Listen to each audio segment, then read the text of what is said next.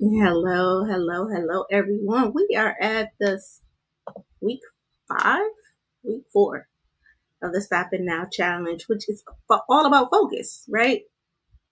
And I'm excited. I hope you're excited. We're going to go live the um, into the Facebook group, and then we're going to go live on Instagram. And yeah, we're live. So I am your friend and expert leader in the field of changing lives.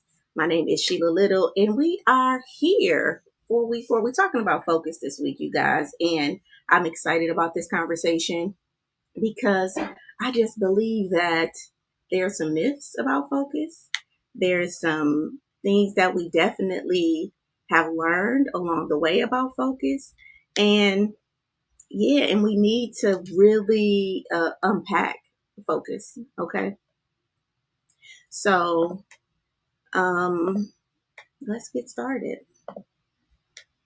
So make sure you like, share, and make sure you comment, ask questions. I did get some questions about focus this week. I hope you guys like the captions this week. Yeah, it was really around really trying to get you guys to redefine what focus is really, because in my belief is that it's not that we are not focused, right? It's so I don't think people have a problem with focus, me myself.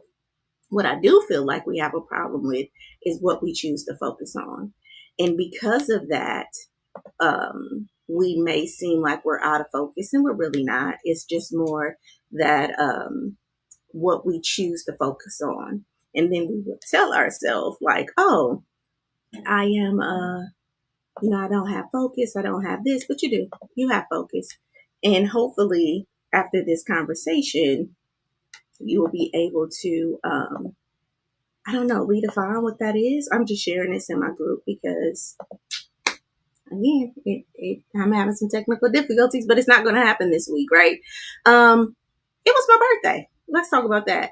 This week was my birthday. So happy birthday to me. I turned 46 years old. Uh, I do just want to say welcome to the Stop It Now Challenge. This is week three. We working on life. So life is an acronym. It's all about your love of self, your interactions with others, your focus and energy. Okay. I just got to give this disclaimer because this content that I'm sharing, right, in these life lessons with Sheila Little, they are for educational purposes only, really. They are not intended to replace any type of professional advice or diagnose you or any type of treatments. So if you want to, please consult with, or if something, comes up in your spirit, just consult a professional, your current therapist, or join, our Project Life group at SheilaLittle.com/life. All right. Uh, yeah. So, take a banner. Again, happy birthday to me. I turned 46. Okay. Um, I just got a question. Have you ever felt like you were spinning your wheels but not moving forward? Right. So this is what this session is about. I get a lot of people who talk about they're stuck, they feel stuck and things like that. And yeah, like you just really are ready for a breakthrough. You need some clarity, you need some guidance. I will ask you to stay on for this conversation. I do want to talk about who this is not for, because um who this is for. So who this is for is for people who really feel like they're consistently busy, but they don't make real progress. They struggle with distractions, right? Procrastination, overthinking. They want to align more of their time and energy, right? So you're feeling like, hey, you know what? I really want how I'm using my time to align with the energy and my passions and things like that. They're ready to create. You're ready to create lasting success in your life, right? So this session will be for you. And you feel stuck in a cycle that really you feel like you're doing too much, right? But you're not really accomplishing what you feel like you should be accomplishing. All right. Um, but who this is not for? Because it is some people that this is not for. And those are the people who just are satisfied with staying stuck and distracted. People who think that multitasking is the ultimate productivity hack. I get so many people who like, oh, I'm a multitasker. That is, it sounds good, but there's a more efficient way to get to your goals, right? Anyone who isn't ready to make the small but meaningful changes in their daily life, right, to get to their goals, and then those who believe that focus is something you're born with. And we're going to talk about that later. It can't be developed. We're going to talk about that a lot later. Again, make sure that you comment. This is a dialogue, right? So I definitely want you to feel free to, communicate, talk to me, put something in the chat. If I ask you to put a one in the chat, put a one in the chat, two in the chat, just some engagement, just so I know that, that I'm here and I'm helping and assisting you in a major way. All right. So this week we explored, or we talked about, if you was following me, you know that we talked about focus. All right. Um, and the whole idea was that I really wanted to explore how to stop wasting time. We know that the Stop It Now challenge is really based around the Stop It Now framework, right? In the Stop It Now book. Okay. And if you haven't purchased your book, make sure you go to Amazon, Stop It Now. My name is Sheila Little, and get that book. But it's all around stopping these things, right? Really taking a pause, really reflecting. All right. So, all this week, the captions were about how can we stop wasting time? How can I eliminate distractions? And more importantly, how can I align my actions with my goals? Right. So focusing on what really matters really allows you to create this thing called momentum and stay consistent and make meaningful progress towards your dreams, whatever your dreams are, right? I'm not saying like, oh, you got to be an entrepreneur, but whatever your dreams are, if it's in your love of self, that's why we do the acronym LIFE. If it's in your love of self, if it's in your relationships, if it's in your focus, right? Or your emotions, then this is what the Stop It Now framework was created to do. All right. Put a one in the chat if you feel like you need to stop it. Okay. Or stop something. Now, before we start, I feel like even though I've been a therapist for, I'm going to say like 20 years, a life coach, I'm about to get that DR and become a doctor. I still feel like I'm a teacher at heart. And I do this, like I do this thing where I'm like educating you, because I feel like when you know, right, when you really know the context behind the lesson, then there's this kind of personal investment. Like you're not just doing it because I told you to do it or I suggested you do it. You're doing it because you understand that, oh, there's a formula to this. All right. And so I want to start off with this motivational triad, because I think that a lot of us don't understand what the motivational triad is. And so when we start things, we'll stop things, and, it just seems like a hassle. And I really want to edify you with this information about what a motivational triad is. All right. So, there's something called the motivational triad. And I want to talk about it around focus, because I think if we can talk about it around focus, then you can understand a lot about why you may be misfocused, or if you are very focused, why you are. So the first thing I want to say is that the brain just want to seek pleasure. All right. What this means is that as humans, we are wired to gravitate towards experiences that feel good to us. All right. Whether it's enjoying food or strolling through Facebook or social media, or just enjoying our goals, right? We are wired for pleasure. Okay. So the brain wants to do that. So this drive of seeking pleasure really helps us to find joy and satisfaction by allowing us to, by also leading us to sometimes some unhealthy habits like procrastination. And we also seek instant gratification. What does that mean, Sheila? So because I'm seeking pleasure and those clothes over there need folded, truly, there's some clothes that need folded. My brain is like, that's work. I don't want to do that. Okay. And so that's going to cause either me to ask somebody to do it, instant gratification, or for me to procrastinate with doing it.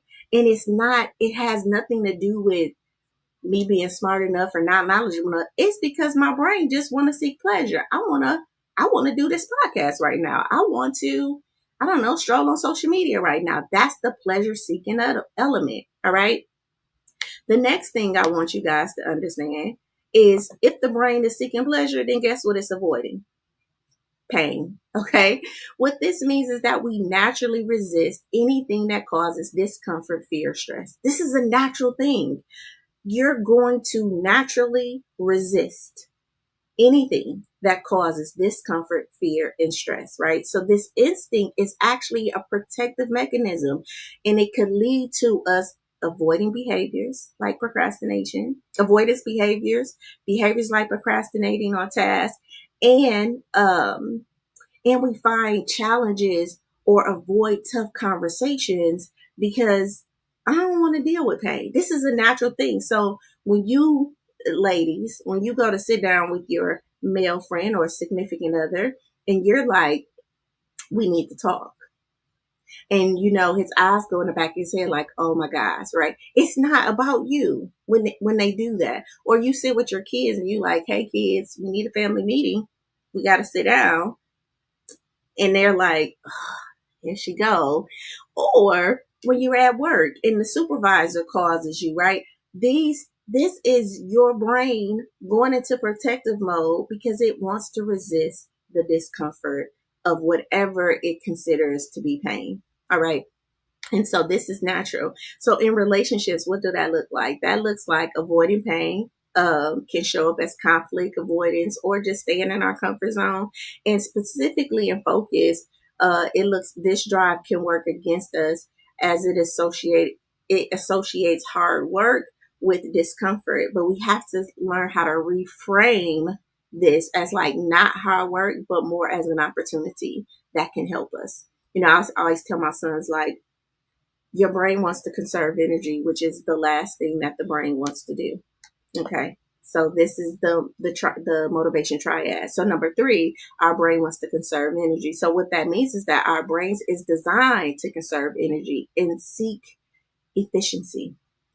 Okay. So while this is helpful for survival, right, it could lead to, I'm saying this softly, like laziness, lack of effort, and really some resistance to building healthy habits. All right. That don't require much thought. Right. Um, so if my brain is trying to conserve energy and I go to do a new thing, naturally I'm gonna be resistant to doing that new thing because guess what? My brain don't want to do that. In relationships, this looks like neglected efforts to maintain connection and growth, right? Like it's taking too much. We'll hear people say this like, that's just a lot. And in your mind, you like, it's not a lot. Like, I'm not asking for a lot. But the brain is saying, that's a lot because that's out my comfort zone and that's not what I do normally. All right. And in focus, this looks conserving energy might result in doing just the bare minimum or avoiding bigger, more demanding projects. All right. Now, these 3 things, conserving energy, avoiding pain, and seeking pleasure, is what it is to be human, right? So that's why I'm like, we really need to give ourselves grace because you know, sometimes we are really working. Let me say it like this. We have to learn how to work in alignment, okay, with our bodies, with how our mind works. And that's why I did the affirmation challenge because I think if we can update how we speak, if we can update our language, then we can get more in alignment and not really trigger a lot of the survival mechanisms that naturally our brain wants to do.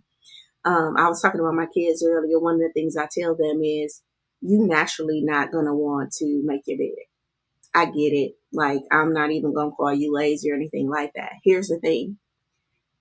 because the brain wants to conserve energy. So let's go on a 60-day. Every day I get up and I'm gonna make my bed. Now I'm overriding, right, my natural brain response to not want to make my bed. Now, after 60 days, not making my bed is going to cause me more discomfort. And now my brain's going to be like, you need to go make your bed. You need to go make your bed. That's how it works. So first we build our habits, and then our habits make us. And the thing about it is that we're still reeling on old habits that don't serve the person that we are today, which is why Project Life was created for 2025, so that we can start updating, right, our habits, our narratives, our goals, and align the life that I want and desire. Who am I becoming to do that? So that I can be more in alignment with my brain. My brother, he works out. He works out every day, you know, and he has trained himself to work out. So it's effortless for him to get up in the morning or get off of work and go right to the gym, because that's a habit, right? He would actually be and so it's doing, when he trained his mind to do that, it now is providing him the ability to what? Pleasure, right? I feel good because I did this. The avoiding pain part is, if I don't work out now, I'm gonna feel miserable, right? So his brain gonna naturally want him to go to the gym, right? And then the conserving energy. Like, I want to do the thing that's easy. So I'm gonna go on and go right after I get off work, because if I try to fit it in any other place, it's not going to work. So he trained his body to do a certain thing. He did that, overrode his system enough days that now it's effortless. And if he doesn't do it, it's going to cause him displeasure. It's going to cause him pain, and it's going to cause him take him more energy. This is the alignment that we want to get in. We want to start to work with our motivational triad and not against it. All right. Does that make sense? Put a 2 in the comment if that makes sense to you guys. And if you want to learn more about that, make sure you go to SheilaLittle.com and join that Project Life. Hey, you guys, that's going to quit kicking that off. That thing I want to say is $19.99 a month. So you definitely want to get in there in this first quarter, because we got some deals going. All right. So now let's get into focus. Okay. This week we talked about focus, and so in life we're on F, and we're talking about focus, and I want to really define what focus is for the life acronym. All right. So the definition of focus is our ability, right, to direct our time, our energy, and attention towards what truly matters, while maintaining minimal distractions. It's about being intentional, right? And aligning your goals and your values. All right. True focus helps you prioritize effectively, make meaningful progress, and feel more in control of your life. Right. I know that we want this, right? We want to make meaning of our life. We want to understand what we're doing. So we definitely need to come into focus. I do want to say this though, being in focus, okay, is going to take you out of balance. I want to say it again. I didn't make that up. I think I heard that from Myron Goldman. So being in focus will take us out of balance. And and I say that a lot of individuals I work with, like, I just need balance in my life. I just need balance in my life. Well, the first thing is we have to give ourselves grace that balance happens over time, right? And then the more focused I can become, the more balance I can have. Because if I know that I have my schedule set, and this week I'm focused on, I don't know, creating a program, then that's where my focus and attention is going. So now, and I'm not multitasking, I'm not trying to find balance, I'm not trying to do that and take care of the home responsibilities and do all of that stuff. Like, I'm not trying to do that. I'm just staying focused on what I plan to focus on. once I'm able to do that, now the weekend I can create balance. I can go home. I can be with my spouse. I can spend time with my kids, right? So when we are not focused, right, and we haven't honed into the skill of focus, right, then we do feel this sense of inadequacy or like not really truly making a difference or not really making the impact that we want because we're spreading ourselves too thin. So a big part again of focus is truly being intentional about how we're aligning our actions and our goals and our values. And if we don't know that, making sure that we're in a community or we're talking to our coaches or we have a therapist or whatever so that we can get in alignment with what we value, what our goals are, and be intentional about how we move. And when we can set those intentions, then we can start to see more effort in our life. All right.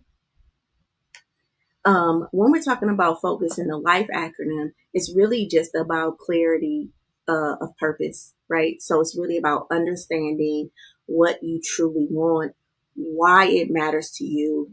Because without this clarity, it's easy to waste time and energy on distractions and unimportant tasks. So a big part of focus in the life acronym is really just clarifying purpose, right? What meaning am I bringing to this behavior, to this action, to this relationship, right?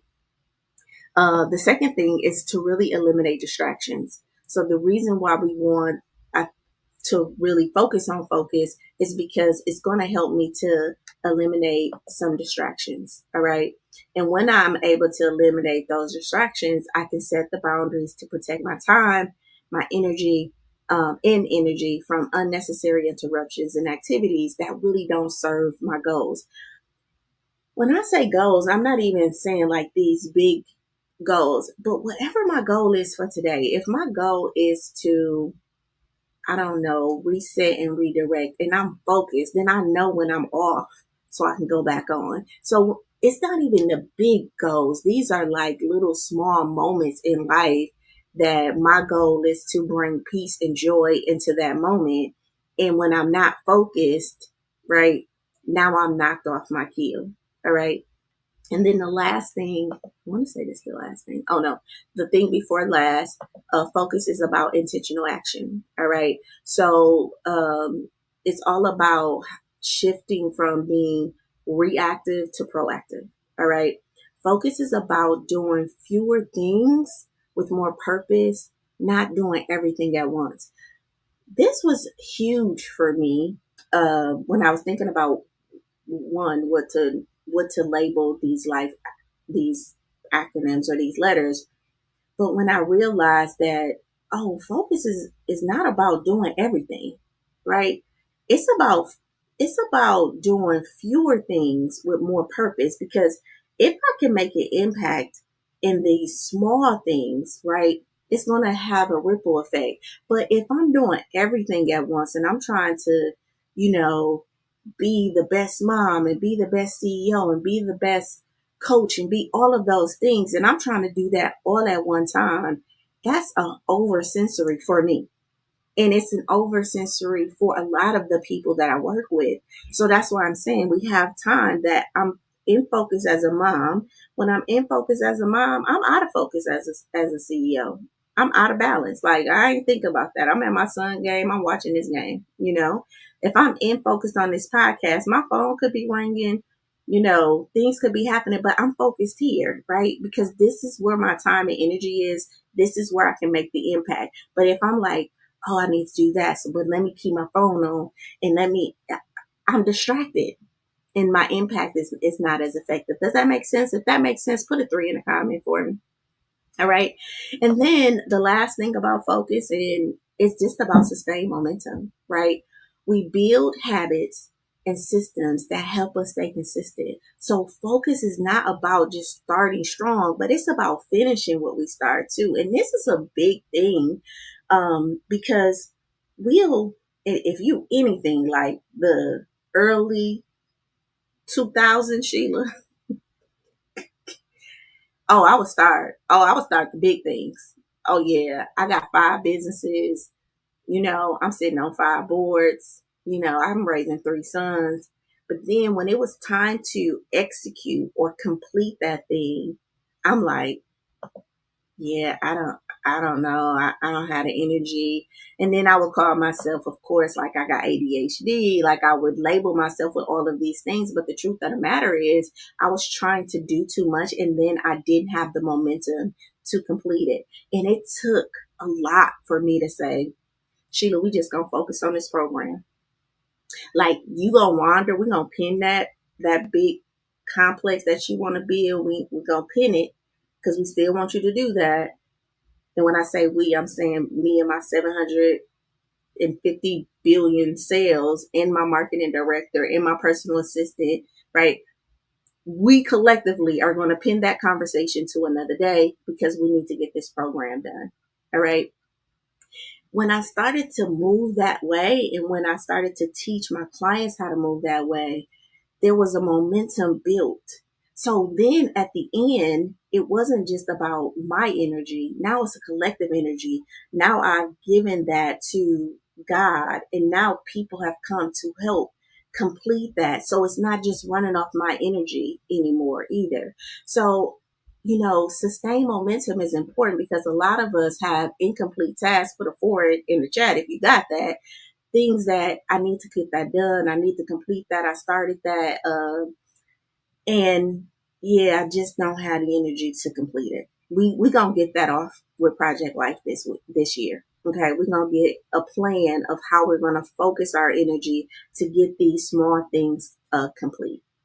All right, if we want that, put 5 in the chat for me.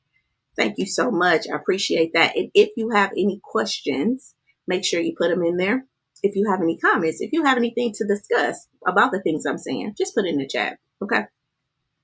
All right. So, what was focus in action? So, focus in action this week was had a lot to do with the content that I was sharing. If you guys like the content that was being shared, if you want more of that type of content, you already know. Put a 6 in the chat for me. Okay. I just want y'all to engage in the conversation. Listen, the more you can engage, the more your mind is like, this is a place I want to be. This is some information I want to hear. And when you comment and then you're talking, right, and you're getting that buy-in, then your mind is like, yep, we can use this. So make notes, put the comments in, ask the questions, give the yay, hands up, likes, loves, and all of that. Okay. So on day 20, right, we talked about stop wasting time, right, on activities that don't align with your goals, right? The action around this was really to just audit your daily activities and eliminate the ones that doesn't serve your purpose. Again, not this big, what is my purpose in life, but my purpose for the day. I need to do an audit. Like if my purpose for the day is to go through and get everything done for that project that I have due at work, then I need to audit the things that's not in alignment with that and pin them. That don't mean they're not gonna get done. They may still be on my to-do list, but I need to get rid of them, right? So when we identify and eliminate activities that don't align with our goals, right? That helps us to conserve energy, right? Right. So we talked about stopping unaligned activities that waste our time and have us being unintentional. And I'm gonna give you a statistic because I like statistics. Research shows that people who align their activities with their goals are 33 more times likely to achieve them. So again, if you percentage wise, if you right now are failing at goal, at I don't know, goal completion, you like at a 40%. If you just sit down and align whatever my goal is for today, get my distraction out the way, you're going to go from an E in the books to a C in the books just by doing that, because now the brain has clarity. Going back to that motivational triad, I'm conserving energy I'm not thinking about all this other stuff. I'm avoiding pain, right? And I'm seeking pleasure. All right. Um, Listen, time is our most valuable resource. I used to hear, and I used to say this to you, like, money is your most valuable, most valuable resource. And I heard this man say, like, money is not your most valuable resource. Actually, time is, right? Because if I gave you $1 million, I say, hey, I'll give you $1 million, but you only have one more day to live. Would you take that $1 million? Probably not. So you know that your time is your most valuable resource. So when you audit your daily activities and eliminate the things that don't serve you, you're actually working in like your highest self. All right. And when you're intentional with your time, you can achieve goals faster and feel more in control of your life. Okay. Put a 7 in the chat if that makes sense for you. On day 21, we actually talked about stop overthinking decisions that require immediate action. We know a lot of people that are indecisive. That's what we call that.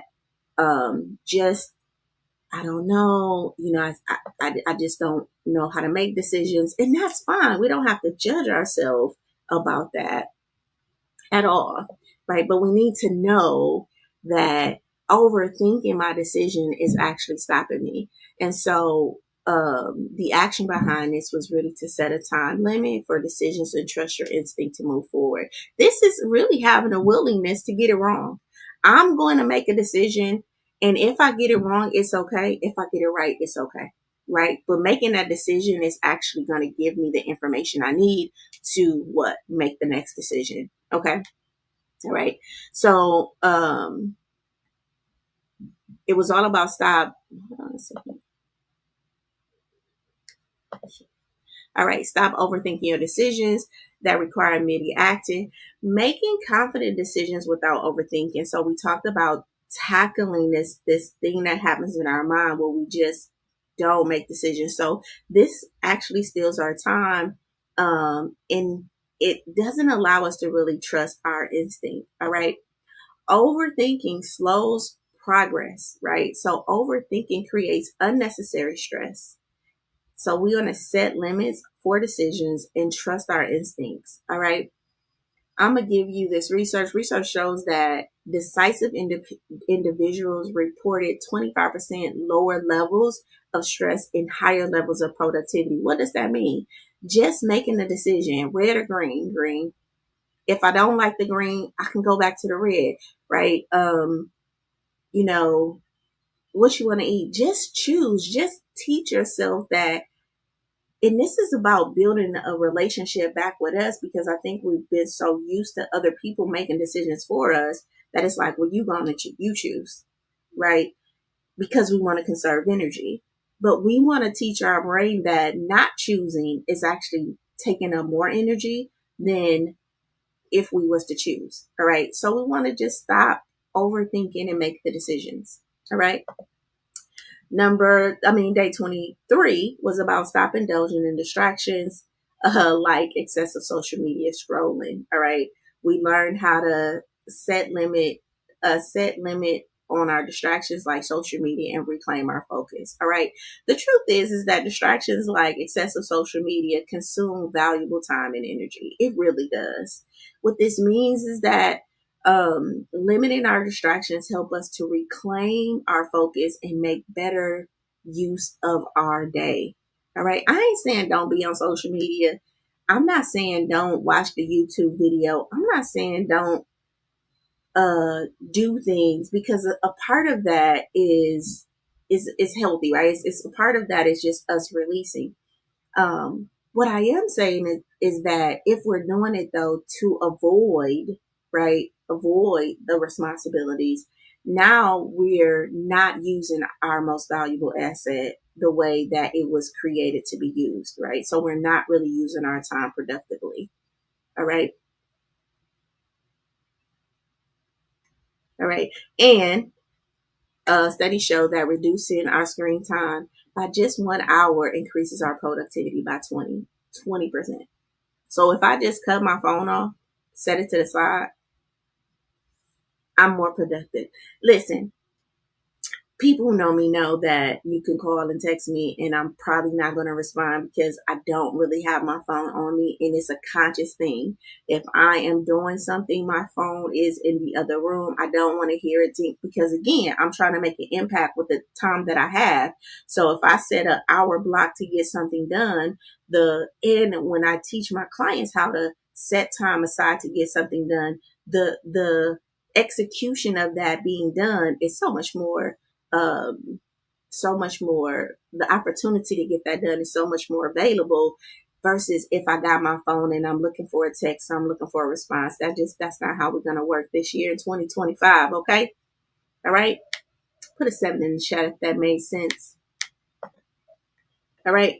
And then on the day 23, which was my birthday, right? That was my birthday. I turned 26. We said stop starting projects without clear plans and objectives. All right. Day 23, stop starting projects without clear plans and objectives. All right. We discussed why clear plans are essential for success. So no more starting projects without objectives. All right. Just create a clear plan and objectives before you start your project. What does that mean, Sheila? Again, we're going to go back to the motivational triad.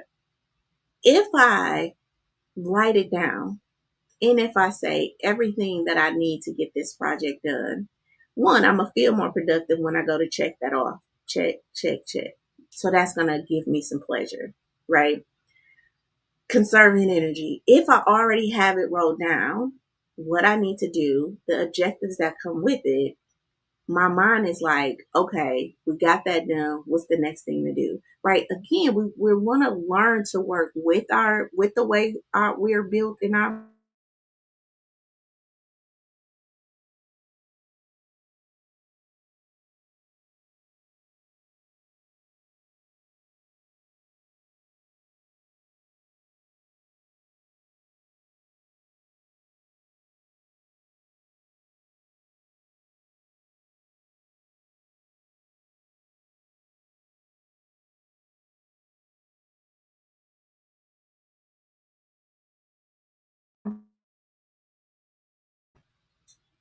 Okay. I'm back. All right. So, where's my mouse? Okay. So clear plans lead to success. All right. So jumping into projects without a clear plan leads to frustration. It takes time to outline. It does take time to outline your objectives and actionable steps, but planning ahead actually reduces the stress when you go in and do it. All right. So we definitely we're not going to start no more projects if we don't have a plan, even if it sounds like the best project. Let's just hire somebody. I actually have clarity calls. You can go to my website. If you just need, like, I have this great plan and I want a clarity session to really get this plan out and get all the objections. I need accountability. Someone to sit with me and write that out before I start it. Clarity session. I do those a lot. Okay. And then 25. Oh, wait, I do got to give. Research shows that this was on 23 about that. Research shows that people who have clear objectives are 42% more likely to achieve their goals. This is almost 50% more when you write your plan out. And I think the Bible says, write the vision, make it plain so that any man can run with it. When you write your plan out, when you write your objectives out, you're 42% more likely to achieve that goal. It may not be in a week. It may not even be in a year. It may take 3 years. It may take 2 years. It may take 10 years. But because you have it rolled out, you're more likely to accomplish that. Okay. 24, stop neglecting time to reflect. Stop neglecting taking time to reflect on your priorities. So what we talked about, we emphasize the importance of reflecting on the things that are a priority, right? To stay aligned with our goals. To me, it's kind of like I drive into Atlanta and there's a detour. I get off, right? And then I'm like, okay, but I got to get back on 75, right? It may be some construction. It may be some things happening on the highway where I got to detour on the interstate where I have to detour, get on the highway, right? But I'm going to get back on. So this whole reflecting is not about like staying consistent and just staying on 75. And no, sometimes we're going to get detoured. But if I don't make time to prioritize, okay, let me do a reset. Where am I at? Where am I at in this project? Where am I at, in school? Where am I at work? Am I really where I want to be at work? Am I where I want to be with my income? Am I where I want to be in my relationship? Let's take some time and sit back and reflect on what the goal is and where you are, and then who do you need to become to get that. All right. So take time to reflect and reassess your priorities, and this is a daily thing. All right.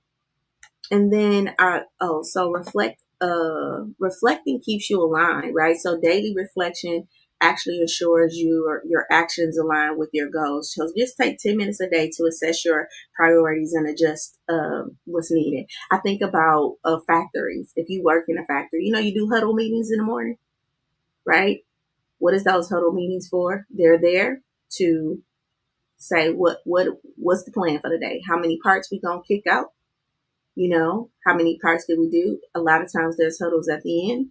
How many parts we're gonna how many did we hit? What's our new goal? What's our new strategy, right? If you work for any type of production company, there is a place within their system where they are reflecting, and they do this every day. You have a huddle meeting, right? If you work for any company, how many leads did you do? Whatever you're doing, they're doing it in business. And we want to take these practices from how businesses are structured. We want to really integrate those processes into our life, right? Into our actual level of self interactions with others, our focus and our energy, so that we can become more productive, more impactful, and more aligned in our vision with our vision and our goal. And finally, we looked at how consistent daily habits can create the big results that we want. So this was all about on Saturday. Stop undervaluing the importance of consistent daily habits. All right, stop undervaluing the importance of consistent daily habits. Building consistent daily habits that will lead to long-term success. So it's what you do with the time that you have. We all got the same 24 hours. Okay. But what am I doing with my 24 hours? Right. That's getting me, that's growing me, that's edging me, or even sustaining the life that I have. And I think we forget this. I got the money. I got the house. Okay. So what am I doing now to sustain that? All right. And these is the habits that we have consistently. All right. Thank you guys for the hearts in the chats. Put a 10 if you guys like that, if that made sense. Because we all know that small habits create big results, right? So success isn't built on these sporadic efforts, but really on these consistent daily habits. So commit to one small habit that supports your long-term goal to really help you build momentum over time. And if that's the area of focus that you definitely struggle with, join Project Life at SheilaLittle.com/life, because that is the whole thing. It's really about where our attention goes, our energy goes, where our attention goes, our energy flows, and how do we start to move that? All right. So again, put a 10 if that makes sense. All right. So we're going to move forward. I started a little late, so we're going to go a little bit after to about 9:10. I definitely wanted to talk about these myths. The myths about focus and the truths behind them. Again, just the teacher in me definitely wants to really help you to reprogram and reshape your mind, because if you can shape it in your mind, you can have it in your life. And a lot of times we don't have the things we want in our life because we don't have the narrative. We haven't shaped the image, or what we have shaped to get there, or what we have told ourselves, or what we believe we need to do to get there. It's just off. All right. And so you will see me go through a lot of myths because We just got to update. We just got to update our life. A long time ago, nobody believed that. My grandma didn't believe that she'll be able to talk to me on a cell phone, and she's in South Carolina, and I'm in Saginaw. She just didn't believe it. That until she actually experienced it, she had to do a software update. Like, oh my God, because she came from the time, y'all know, we had the phones that you pulled and you weren't looking at nobody. And a lot of us are living in these old, outdated belief systems. So the first myth um, that I want to address is that focus means working harder and longer. Okay, this is a myth. All right, focus is about working smarter, not harder. All right. So it's not about doing more tasks, but prioritizing the tasks that align with your goals and values. So effective focus is about quality over quantity.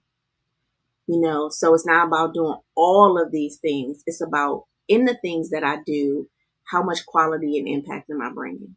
All right. So the myth is focus means working harder and longer, and that's just not true. All right. All right. Myth number 2, you need to be motivated to stay focused.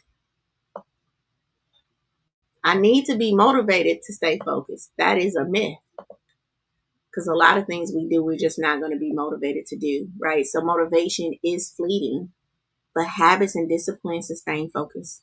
All right. So you're not always going to be motivated to do the thing that you need to do.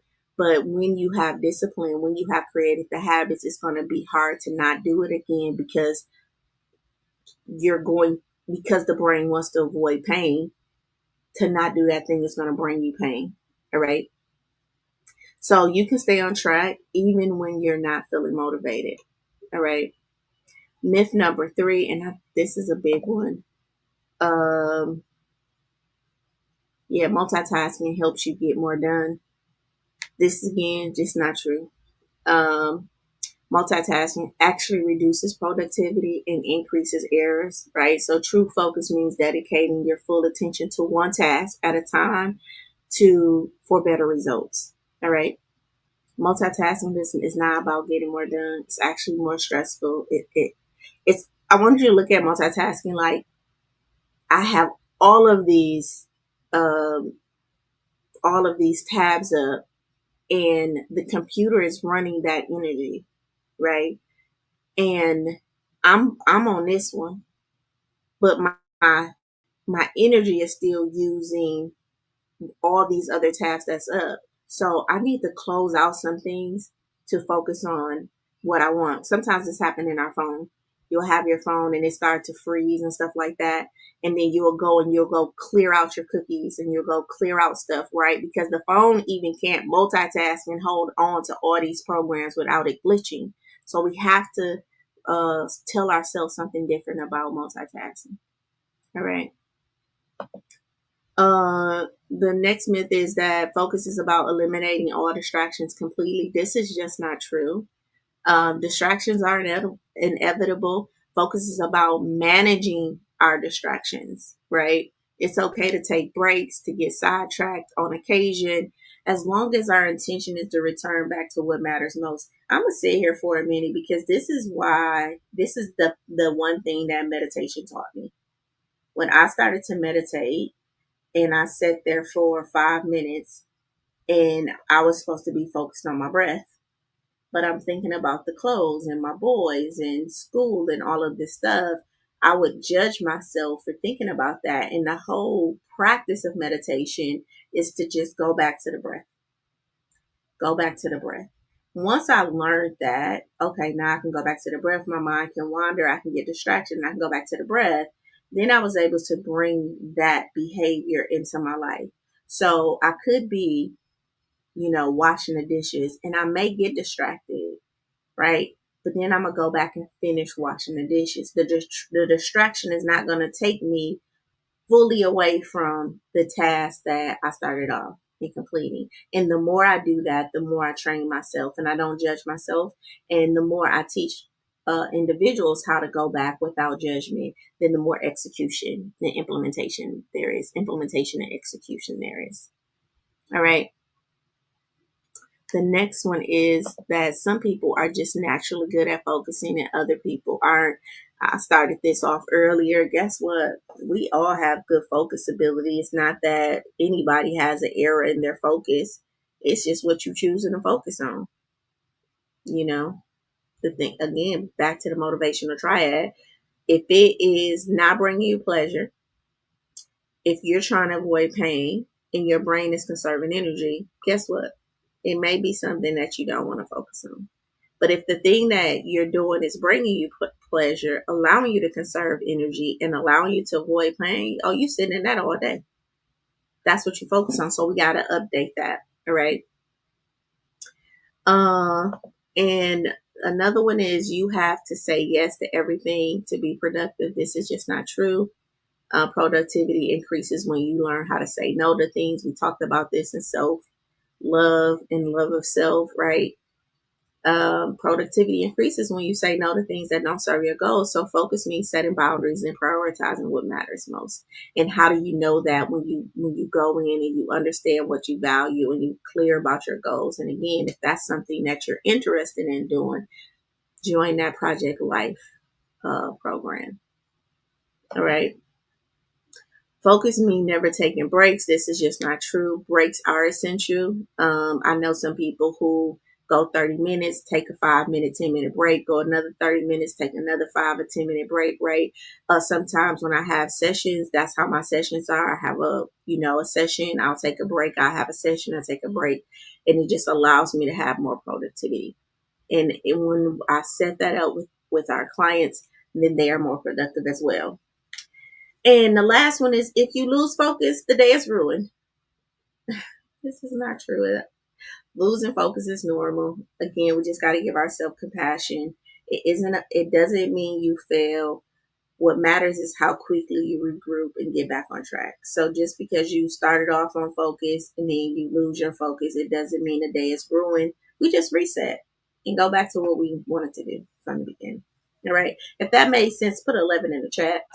All right. If you got any questions about any of those myths, please put it in the comments below. If you agree with any of those, if any of those resonate with you, again, put the 11 in the chat for me so I can give you a heart after this conversation. All right. So now we're at Life Lessons with Sheila Little. I thank you guys so much for being a part of this conversation. I thank you guys for sending in your questions. I really do appreciate the time just to DM me and filling out that form to really ask the questions that you feel like are important to you. All right. So our first question for tonight was, how do I stop overthinking when I'm afraid of making the wrong decision? We talked about this. Um, Become one, and I'm gonna use this art of the art of life, which is ART. One, we want to just become aware, right, of the overthinking, right? So you say, how did I stop overthinking when I'm afraid of making the wrong decisions? Um, yeah, so when I become aware, when I start to break, when I start to stop that, it's going to take some time. So you want to break I guess I would say you want to become aware, one, of your fears of this behavior. And then number two, you want to release. So this is going to be the R. Release any judgment of yourself or just any narratives around that supporting that behavior. We want to release that. So what that looks like is, okay, I don't want to get it wrong. I'm aware. So I need to make a decision. I'm aware that a decision needs to be made.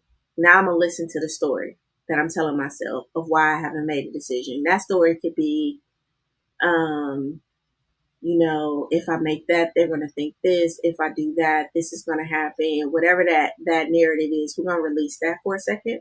All right. And then we're going to take a different action. All right. And the different action we're going to take in this case is just going to be just break the decision up into smaller steps, right? Focus on the immediate thing that can be done in this decision, and then remind yourself that it's about progress, not perfection. So you got a big decision you want to make. we're just going to break that decision down into smaller decisions. I don't really know the context of the decision. So this may look different if the decision is, do I move? Do I quit my job? Versus, I don't know what gym to sign up for. All right. But we still want to use that, become aware, release the story, and then take a different action. Whatever the action that you was going to do before, just do something different, right? Maybe that's getting on, doing a clarity call. Maybe that's going and talking to someone about it, right? So we're just going to take a different action, right? Does that make sense? All right. Question number 2. What's the best way to handle distractions when I'm working on a big goal? Right.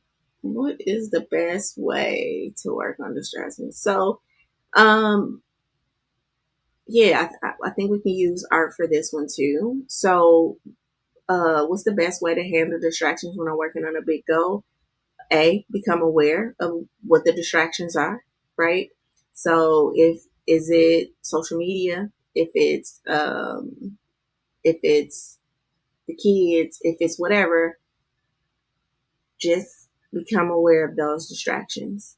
All right. Now, when you become aware of those distractions, something is going to come up. Some story is something. That's why it's happening. Some belief. We're going to release that belief. So we want to become aware of the distractions and why the distractions exist. And then we want to release that. Okay. We want to release it. Just pin it. We ain't just pin it. And then we're going to take a different action, right? So we're going to put our phone down. We're going to do some time blocks. Okay, I'm going to set my phone down for 30 minutes and I'm going to set my timer. So in 30 minutes, I'm going to put my phone in my room, and in 30 minutes, the timer go off, and then I can come back and check it. And then I do that again. All right. So what's the best way to handle distractions when I'm working on big goals? You just got to prioritize your day. You got to become aware of what your distractions are. You got to release whatever the narratives that's supporting you being distracted by those distractions. And then we're going to take some different action. And that action is we're just going to set some time, some focus time. Again, 15, 20 minutes, right? We're going to get in the distraction free space. We're going to put our phone, we're going to set the timer. Okay, for 20 minutes, I'm going to focus on this. Now, remember, these are very general answers, but we got to give ourselves grace, right? So if I do this enough, I'm teaching myself how to go from being distracted to being focused. And that's the grace part, right? That's the part of, I notice after 10 minutes, my mind get distracted and I haven't heard the bell and it feel like it's been 20 minutes. Well, it's going to feel like that in the beginning. And then the more you do it, then it's like, oh, wait, 20 minutes up already. All right. Does that make sense? If that makes sense, put a 12 in the chat for me. All right. 3, how do I stay motivated to build consistent habits? This is another one that we talked about earlier. I don't know if this is a great question. How do I stay motivated to build consistent habits? I think that this is a more of a rewiring question, right? Because what it sounds like you believe is that I have to be motivated to stay consistent in my habits.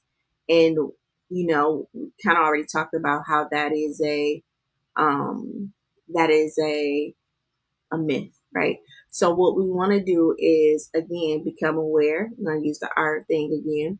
We're going to become aware of the narrative that we're telling ourselves about motivation and habits. So I'm telling myself that to stay motivated, I have to stay motivated to build consistent habits. I'm aware of that narrative. I'm going to release that. And now I'm going to give myself to take a permission to take a different action.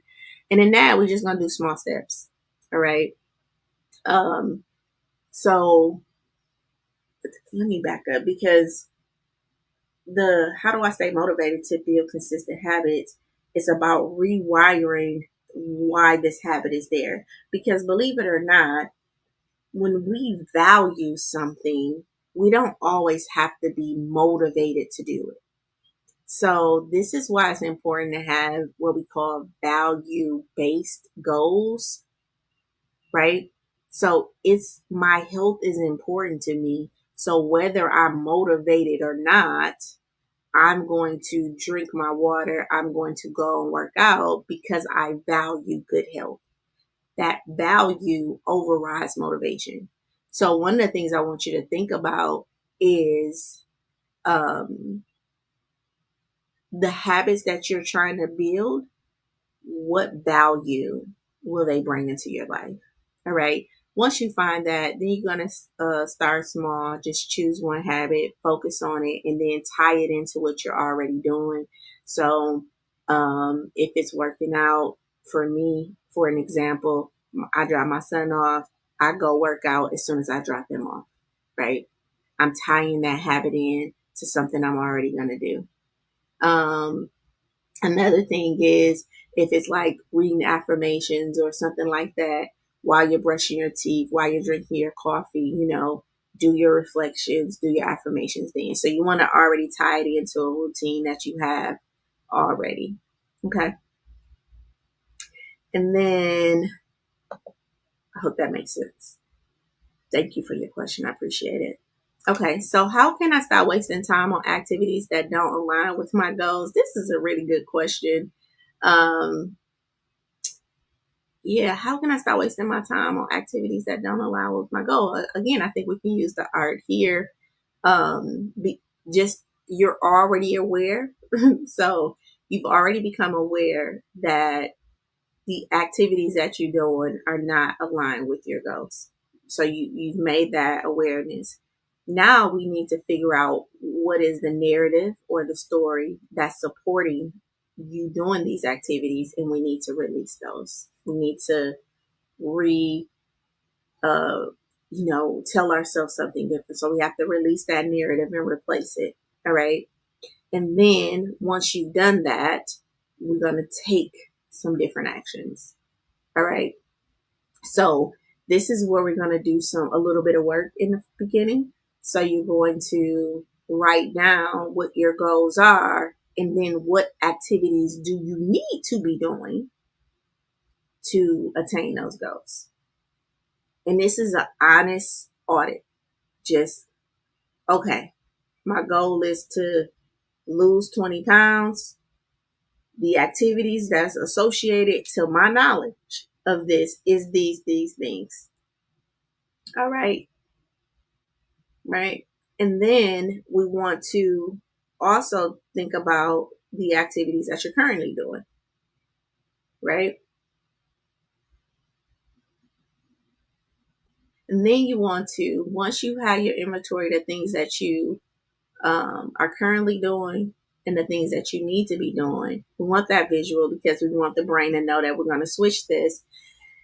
And then we're just going to ask ourselves, is this, the thing that you're doing now, is that helping me get closer to my goal? No, it's not. I'm going to replace that with this. Again, this is your primer at first. You're priming the brain. And when I say priming the brain, it's like your brain is red now, like a wall, and this behavior is there. And I have to go and prime it with the primer. So when I do the new behavior, the old behavior won't bleed through. So a lot of when we talk about relationships, love of self, interactions, there's a lot of priming that needs to happen before the new habit can come in. And I think that that's why we don't sustain habits and we don't stay focused because we're not doing this essential part, which is the art part, the awareness, the releasing the narrative that's supporting that behavior, and then the taking the new action. All right. And then once you do that, those new activities, we just start to add one new activity and give ourselves some grace and build that habit, right? And then start eliminating the ones that don't. All right. All right. I think that's it. Any questions for me? If you guys enjoyed that, put a 13 in the chat for me. Give me some hearts, some thumbs up. Make sure you um, like, share, and comment. Again, this is uh, like, share, and comment. Um, if you like this content, I think next week we have one more week for January, even though that'll be in February. I have one more week of this. And then if you haven't already, make sure you join that Elevating Life group, because at that point, all of these life lessons will be going into that Elevating Life group, or you can join my YouTube page. Once you join the YouTube, you'll get those notifications. Thank you. Thank you. All right. Continue to follow me for the Stop It Now challenge. Again, join that Project Life waitlist. I think it's starting at $19.97. $19.97. Yes, I said that. Join the Elevating Life with Sheeta Little if you want more life lessons with me. And as always, I love you all. Okay. I love you all. I thank you for your support. And yeah, till later. Till next Sunday. All right. Bye.